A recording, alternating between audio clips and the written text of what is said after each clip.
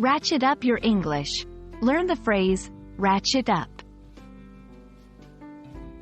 Hello, language enthusiasts. Welcome back to our channel where we dive into the fascinating world of English phrases and idioms.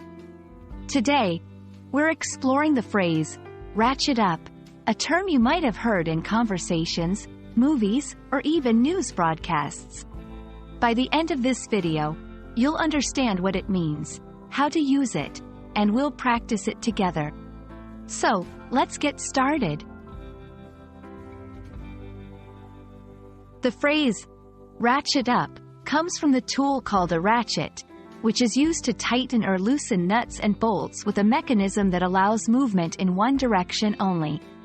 Similarly, in language, when we say, ratchet up something, we are talking about increasing or intensifying something step by step. It's like tightening a bolt. With each click, the tension increases. Now, let's explore the origin of this phrase.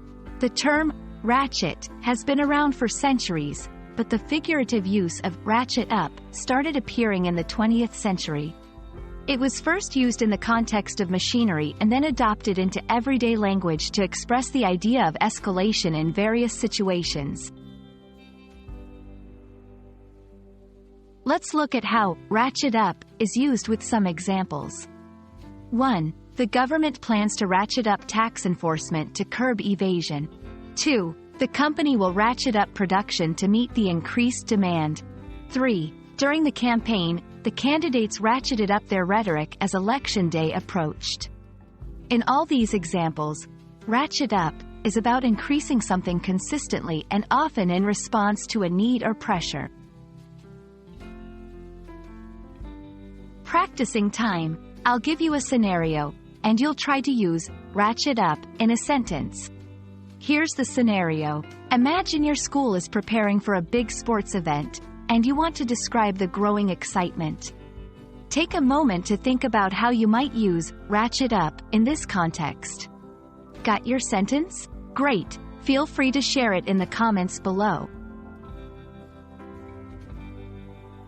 When using ratchet up, remember that it's often used in the context of tension, competition, or urgency.